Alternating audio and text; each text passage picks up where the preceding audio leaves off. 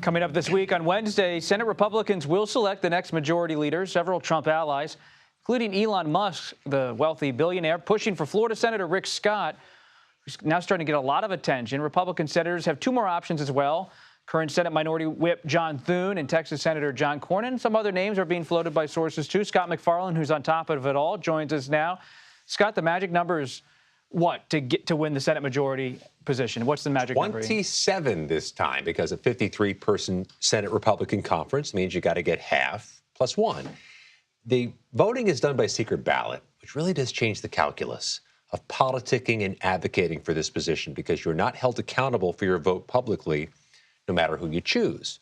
So this pressure campaign that may or may not be underway to help the fortunes of Rick Scott, the first-term senator from Florida who just won a second term, may play out differently than the people pushing it will hope, because senators can vote for whoever they want in this election and not tell you who they voted for.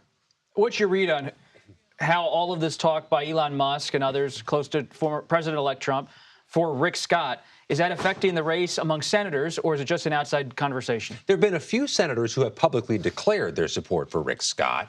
That's different, and that may be a result of the fact that taking a public position, they believe, helps them politically. They may just believe in Rick Scott. But the Senate, especially in their internal deliberations, is not accustomed to outside pressure campaigns. The Senate is famously resistant to outside pressure campaigns. It's possible such a campaign would backfire on those who they're seeking to pressure. That's what makes Wednesday so interesting. We'll see this incarnation of what's it like for the Senate to pick a Republican leader when Donald Trump cares about the outcome. It's going to be a great indication of what's to come over the next 4 years. It's a little inside baseball, but I keep hearing from conservative sources, people close to President-elect Trump, that the candidates and their position on recess appointments is important.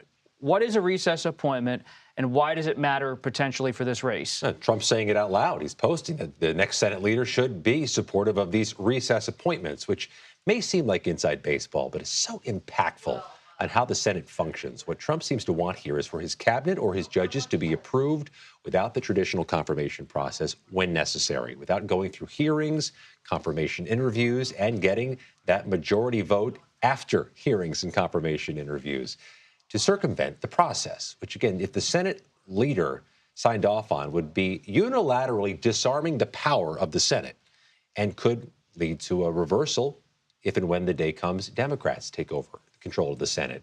This seems to be a far-fetched notion. The Senate would singularly and unilaterally give up its own power, but Trump seems to be applying the pressure. We've heard a few names earlier in the program about who could be joining this administration. Lee Zeldin, the congressman from New York for EPA, another representative from New York, Elise Stefanik, for U.S. ambassador to the United Nations. That means, at least so far, they're drawing the picks out of the House of Representatives. You have some more controversial names like Stephen Miller and Tom Homan not being nominated for Senate confirmation. What does that tell you? And do you believe President-elect Trump will draw from the House even more in the coming days? Well, this is one of the things that's reminiscent of 2020, when the Biden administration incoming could only pick a select small group of House members to join because the margins were so narrow. You pick too many House members, you'll leave yourself without a majority. That same dynamic is likely to be true if Republicans hold on. It would be a small majority in the House. So Congresswoman Stefanik may be among a very small subset they can pluck from the House without causing some instability there. That being said, there is something virtuous about picking members of Congress. They really do slide into very smooth confirmation hearings. Just very quickly, do you believe that Congresswoman Stefanik and Congressman Zeldin, the former congressman, will be able to get smooth confirmation in a Republican Senate? There's no indication otherwise, although I noticed in the statement Congresswoman Stefanik put out today, she looks forward to meeting with the Senate and seeking their approval, acknowledging aloud what Congress has, the ability to advise and consent. Members of Congress tend to have a less nettlesome, less thorny confirmation process. They know their colleagues, even on the other side of the aisle.